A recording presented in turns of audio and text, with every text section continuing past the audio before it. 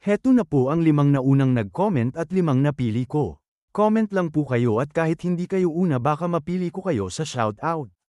At ito na ang una na si Lodi Julius Sorupia, Lodi User 437, Lodi Cherry Pat Osa, Lodi Rene Petilo, Lodi Eric Buddy, Lodi Ray Parenes, Lodi Masamukdan, Lodi Tony Razga, Lodi Lea Yestokuy, Lodi at Worldviews. Maraming salamat po sa inyong lahat at kung bago ka pa lang dito, baka naman.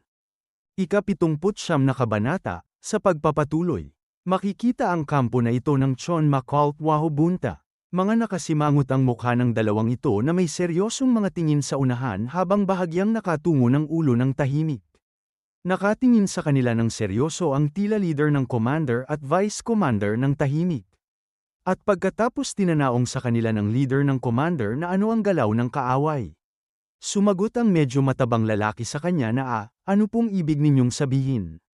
Sinabi naman ng katabi ng leader ng grupo sa kanya na wala bang kainahinalang kilos. Muli na namang tumugon ito sa kanya na ayun ba? Sa totoo po. At pagkatapos ay nagkatinginan ng dalawa na pinagpapawisan habang magkasulubong ang mga kilay. At pagkatapos ay tumingin sa commander at sinabi na wala namang kakaibang nangyari. Ngunit nitong mga huli, parang umiinom sila buong magdamag. Nagtatakang sinabi naman sa kanya ng commander na umiinom buong gabi. Sigurado ba ang impormasyong yan? Tumingin sa gilid sa lalaking kasama niya habang sinasabi na sabi nila ang mga bantay ay maingay hanggang madaling araw. Tama ba, Commander Yang? Tumingin din ito sa kanya at sumagot na oo, tama yun. Naiinis na napangiwi ng mukha ito na sinabi sa kanila na nagdeklara ng digmaan ang kultong Hayolma. Tapos ang sinasabi ninyo sa amin na sila ay umiinom buong gabi? Nagulat ang mga ito sa kanilang narinig at agad na may taranta sa mukha na napasigaw na sandali, deklarasyon ng digmaan.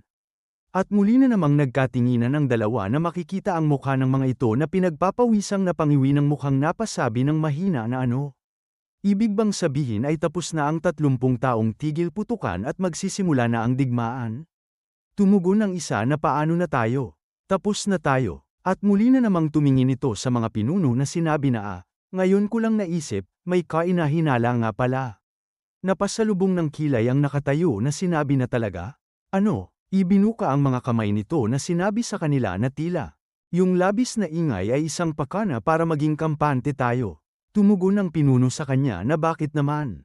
May dahilan ba? Napautalutal na sinabi nito na dahil. Nang biglang sinabi ng katabi ng leader ng grupo na gusto nilang bumaba ang pagbabantay natin. Maaaring naghahanda sila ng biglaang pag-atake. Napatungo ito ng ulo na sinabi na kung ganoon, anong paraan ang gagamitin natin para kontrahin sila? Nakapikit na tumugon ito sa kanya na may dalawang paraan. Dagdag pang sinabi nito sa kanya na alinman ay maghanda tayo ng mga patibong at hintayin sila. O tayo mismo ang magsagawa ng biglaang pag-atake. Napatingin ang leader ng grupo na sinabi dito na alin sa tingin mo ang mas magbibigay ng magandang resulta. Sumagot ito sa kanya na parehong may kalamangan at kahinaan. Ipinaliwanag pa nito sa kanya na ang una ay angkop kung nais nating lubusang lipulin ang kaaway. Ngunit dahil darating sila na handang-handa, malaki rin ang magiging casualty natin. Ang pangalawa, maaaring hindi tuluyang malipol ang kaaway, ngunit mababawasan ang magiging pinsala sa atin. Sinabi sa kanya ng leader ng grupo na hindi pa alam ng kaaway na narito na ang Yung Wangde, kaya malinaw na mas kapaki-pakinabang ang biglaang pag-atake. Tumugon ito sa kanya na tama yon. At pagkatapos ay muli na namang nagkatinginan ang dalawang ito na may nakasalubong na kilay. Muli na namang sinabi ng leader ng grupo sa nakatayong lalaki sa gilid niya na utusan ang Yung Wangde na manatiling gising mula ngayong gabi bilang paghahanda sa posibleng pag-atake. Sumagot ito na bahagyang nakayuko ang ulo na nakapili na ba kayo ng depensibong hakbang? Tumingin ang leader ng grupo sa kanya at sinabi na maghihintay tayo ng 2 araw. Kung walang galaw pagkatapos noon, tayo ang unang susugod. Iniyuko ang ulo nito at sinabi na naiintindihan ko po. At nang marinig yon ng dalawa ay makikita ang mga mukha nitong nakangiwi na pinagpapawisan. At ilang sandali pa ay makikita ang kampong ito na may nakabukas na ilaw. Mula dito makikita ang mukha ng matabang lalaki na kausap kanina ng pinuno na sinasabi na tinangka nilang pagtakpan ang krisis sa pamamagitan ng kasinungalingan. Ngayong umabot na sa ganito ang sitwasyon. Ano ang gagawin natin? May nakasalubong na mga kilay ito na nag-aalalang sinabi na ano pa ba ang magagawa natin. Nabuhos na ang tubig, may deklarasyon na ng digmaan kaya tiyak na ang pagsiklab nito. Muli na namang sinabi sa kanya ng matabang lalaki na kahit ganon, matagal na rin ang ugnayan natin sa kanila. Hayaan na lang ba nating malipol sila? Sumagot ang payat na lalaki na syempre hindi. Kailangan natin silang bigyan ng babala. Nagulat ang matabang lalaki sa kanyang narinig at napasabi agad na ano. Ang sinasabi mo ba ay magtaksil tayo sa sarili nating kulto? Sinabi sa kanya ng payat na lalaki na anong pagtataksil.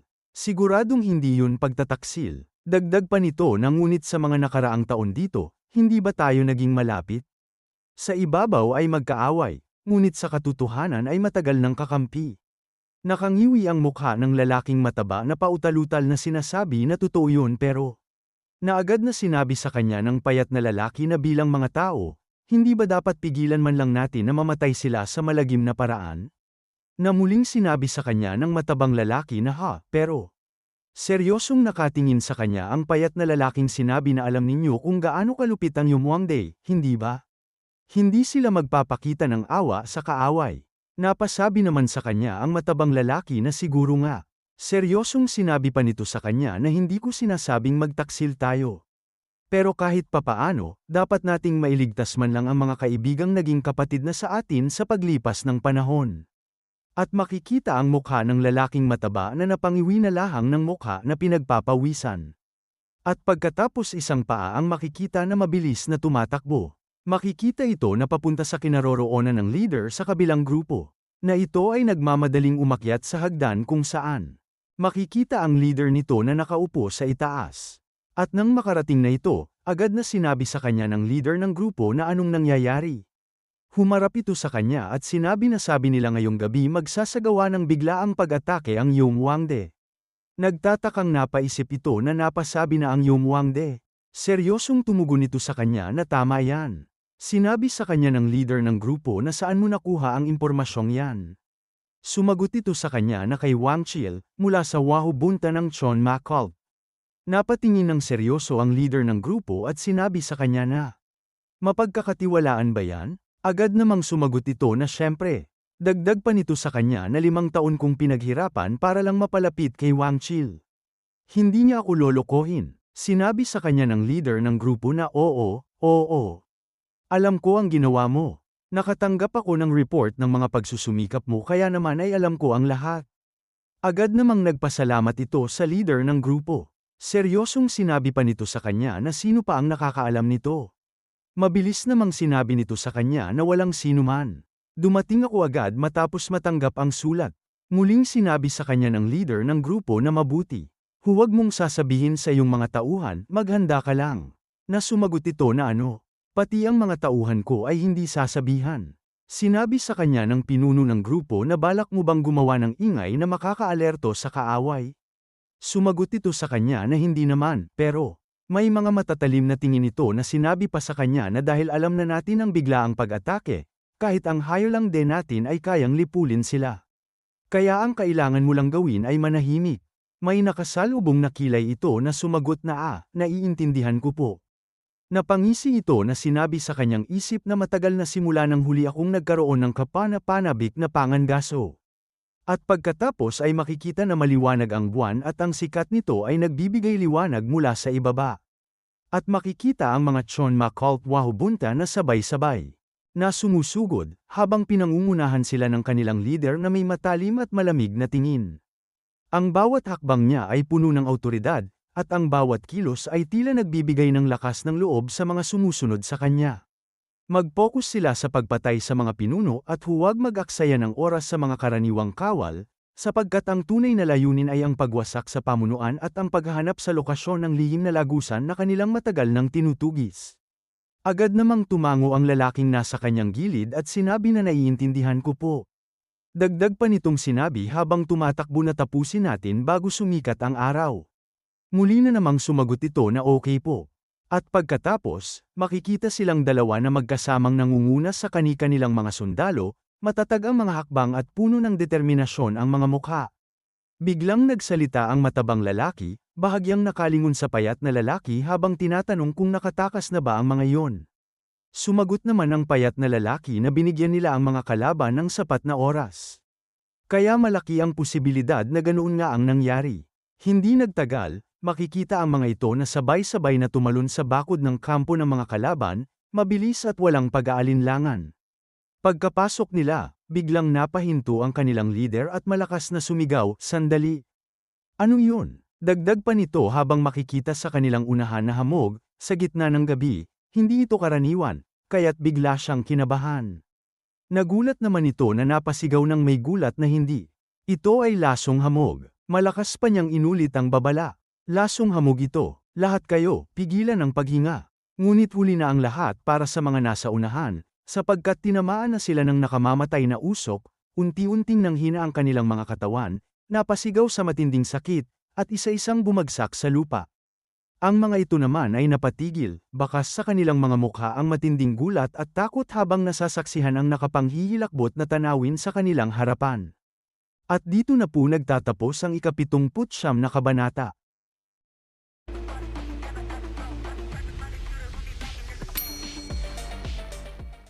Ika-80 kabanata. Sa pagpapatuloy, makikita ang mga sundalo ng Chon Makult Wahubunta na isa-isang napaluhod sa malamig na sahig. Nanginginig ang mga katawan habang mahigpit na hawak ang kani-kanilang mga lalamunan, ang ilan sa kanila ay napahagulgol sa sakit, ang iba na may hindi na makasigaw, sa bawat segundo, mas dumarami ang bumabagsak. Napangiwi na lang ang dalawang ito ng mukha na napasabi ang matabang lalaki na ano ba ang nangyayari. Mula sa likod ng makapal na hamog na lason, unti-unting lumilitaw ang mga anino ng kalaban, malalabo sa simula, tila mga maltong gumagalaw sa loob ng ulap ng kamatayan. Paunti-unti silang nagiging malinaw habang sumusulong, ang kanilang mga anyo ay hinuhubog ng malamlam na liwanag ng buwan na bahagyang tumatagos sa hamog. At sinabi nito na, "Hoy, Wang Chil, salamat sa iyo, nakapaghanda kami." At nang marinig yun na panganga ang dalawa sa sobrang gulat, nanlaki ang kanilang mga mata at halos hindi makapaniwala. Napasabi pa si Wang Chil na ikaw. Agad namang napatingin ito sa kanila na sobrang nagagalit na sinigaw na ano? Ibig mong sabihin pinagtaksilan mo ang sariling samahan? Napangiwi naman ng mga mukha ang mga ito habang nakatingin dito. Sinabi naman ng leader ng grupo na hindi ngayon ang panahon para dyan. Agad naman napatingin ito sa leader. Seryosong sinabi pa nito habang lumingon ang tingin na maaaring ibigay ang kaparusahan kapag tapos na ang sitwasyon. Sa ngayon, durugin muna ang kaaway. Agad namang tumugon ito na naiintindihan ko. Habang makikita ang dalawa sa kanyang likuran na may gulat sa mukha. Sang malamig ng ngiti ang sumilay sa labi ng kalaban. At sinabi na gaya ng inaasahan. Ang kapanatagan mo ay tunay na karapat-dapat sa isang kilalang Yomwang. Napaseryoso ito ng mukha at sinabi na puno ng galit. Nahayop ka, paano ka naglalakas loob magsalita ng ganyan? Ngunit mukhang babayaran mo ito ng maraming buhay. Mahinahon lamang ang sagot ng kausap, halos may paghanga pa sa tinig. Na sinabi na namamangha, lang ako, nanatili kang kalmado habang pinapanood mong naghihirap ang sarili mong mga tauhan, nilalason at nagpupumiglas sa sakit. Nakatingin ito ng seryoso na sinabi na hindi naman ito lason na kayang pumatay agad. Bukod pa roon, ilang dosina lang ang nalason kaya halos walang epekto sa kabuuang lakas namin. Sa huli, wala naman kayong tunay na malalakas na master sa panig ninyo, kaya may dahilan kami para maging kampante. Sinagot naman siya nito, at sinabi na kahit ganon, hanggat narito ang lasong ulap na ito. Hindi magiging madali ang makalapit, hindi ba? Sinabi sa kanya ng leader na sa tingin mo gaano ito katagal magtatagal. Seryosong sinagot siya nito na nangangalit ang mga ngipin na kung magiging maayos, medyo mas tatagal pa ito. At sa oras na yon, sapat na siguro yon. May inis sa mukha nito na napasabi na ano? At ilang sandali pa, sa gitna ng naglalagablab na tensyon, isa-isa tumalon ang mga sundalong pula ang kapa, kamakaway sa hangin habang bumabagsak sila sa lupa ng sabay-sabay. Ang mga ito ay makikita sa ilalim ng bilog at maliwanag na buwan, ang kanilang mga katawan ay malinaw na naihahati ng liwanag sa gitna ng kadiliman habang tumatalon mula sa bakod, at ilang sandali pa, makikita na ang mga ito ay nakahanay ng maayos sa loob ng bakod, parang isang pader ng pulang apoy na handang sumalakay sa sinumang lalapit. Ang bawat isa ay nakatayo ng matatag, may mahigpit na hawak sa kanilang sandata. Habang ang mga ito ay nasisikate ng bilog na buwan. At pagkatapos, biglang nagulantang ang lahat nang sabay-sabay silang mapatigil, at napasabi sa pagkabigla na sila ay tunay na mga master. Bulalas ng isa, bakas sa tinig ang takot. Dagdag pa ng isa, halos nanginginig na, tuluyan tayong nahulog sa patibong. Hindi pa man sila nakakabawi sa pagkabigla ay biglang may malakas na sigaw na yumanig sa paligid, puno ng awtoridad at puwersa, maghanda kayong lahat. Ang boses ay umalingaw-ngaw sa loob ng bakod, napalingon ang mga sundalo sa pinanggalingan ng tinig. At bago pa man sila makapagsalita ay muling sumigaw ang parehong boses, mas mabigat at mas nakakatakot, sino ang pinuno ninyo? Nagkatinginan ang mga sundalo, bakas sa kanilang mga mukha ang pag-aalinlangan at takot. At malakas na namang sinigaw nito sa kanila na sagutin ninyo ako. Sino siya? Hanggang sa isa sa kanila ang napilitang sumagot, nanginginig ang tinig habang sinasabi, ito ay si Yong Wang. Biglang lumakas ang hangin, at ang lalaking nasa unahan ay humakbang pasulong, ang kanyang presensya ay tila dumadagundong sa buong lugar. At sinabi na tama, ako si Yong Wang. Mariin niyang sigaw, saglit siyang huminto, saka muling nagsalita ng na may kumpiyansa na kung ganoon. Sino naman kayo? Sa sandaling yun, dala ng lakas at puwersa ng sigaw ng kanilang leader, biglang muling bumalik ang tapang sa dibdib ng bawat isa. Ang takot at pangamba ay unti-unting nawala, pinalitan ng matinding tiwala sa sarili at determinasyon. Sabay-sabay silang tumindig ng buong tatag, at sa isang malakas at sabayang sigaw na umalingaw-ngaw sa buong bakod. Na kami ang Yong Wangde, at malakas na namang sinigaw sa kanila ng leader na tama. Yong Wangde, ang mga anak ni Yong Wang nahihila sa kaaway pababa sa impyerno.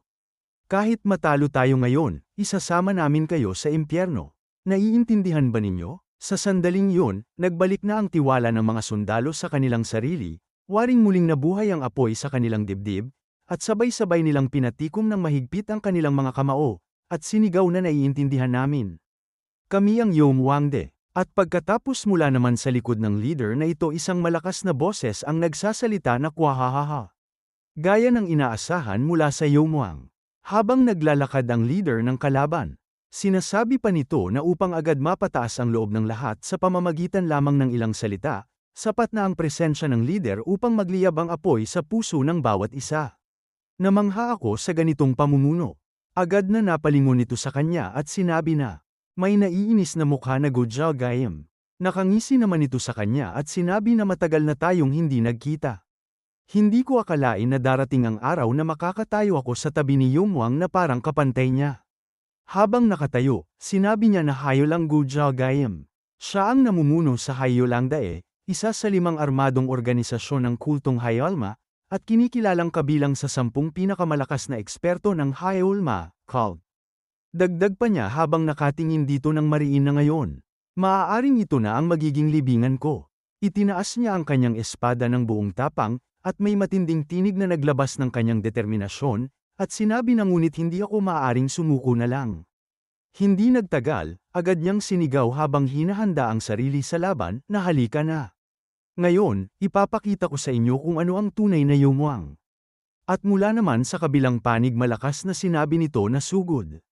Na agad na nagtakbuhan ang mga ito na sumugod sa kanila. Kaagad na nagsalubungan ang dalawang panig. Kanya-kanyang hinampes ang mga espada sa bawat isa at ang dugo ay makikita na nagtatalsikan.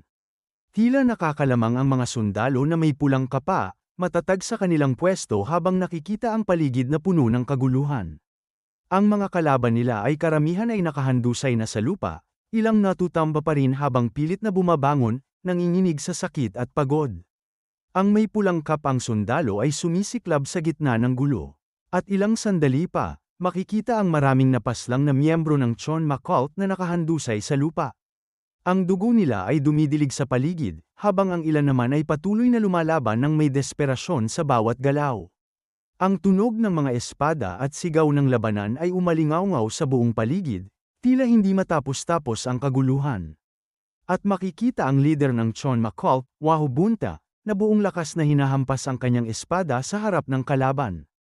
Ang bawat hampas ay puno ng galit at determinasyon, tila sinusubukan niyang pigilin ang lahat ng nakaharang sa kanyang landas.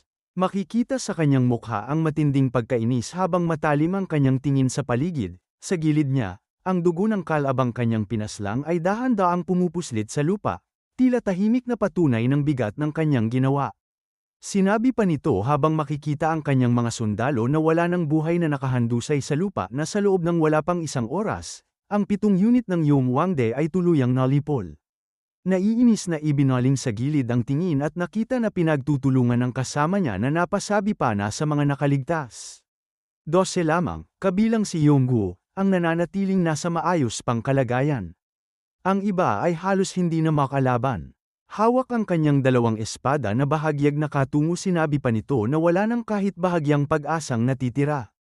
Habang lumalapit ito sa kanya, sinasabi na ngayon, simulan na nating tapusin ito. Dagdag pa nito na mula ngayon, mawawala ang pangalan ng Yumwang, at ang pangalan ng hayo lang ang kakalat at kikilalanin sa buong mundo. Makikita ang pagkainis nito sa mukha na sumagot na talaga bang mangyayari yun ayon sa nais mo?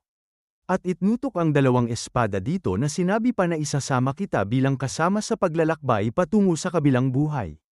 Mabilis na sumusugod ito habang sinisigaw na hindi ka pa rin sumusuko. At nang tuluyan na siyang makalapit, agad niyang inihampas ang kanyang espada ng buong lakas, walang pag-aatubili at walang pagdadalawang isip. Ngunit sa mismong sandaling yon, mabilis na itinaas ng kanyang kalaban ang sariling sandata at buong tapang na sinalag ang paparating na hampas. Isang malakas na kalansing ang umalingawngaw, at sa pagtama ng dalawang espada ay sumiklab ang isang matingkad na kislap. At matapos niyang makita ang naganap, agad siyang napasigaw ng buong lakas, na tulungan ninyo ang dakilang Panginoon. Ngunit bago pa sila tuluyang makalapit, mabilis na sumugod ang mga sundalong nakapulang kapa, sabay-sabay na kumilos na.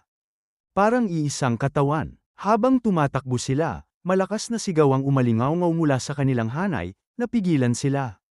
At ilang sandali pa, isang malakas na hampas mula sa sundalong may pulang kapa ang tumama sa kanya, dahilan upang mapangiwi ang kanyang mukha sa sakit. Napaatras siya ng bahagya, pilit inaayos ang balanse habang ramdam ang bigat ng tama.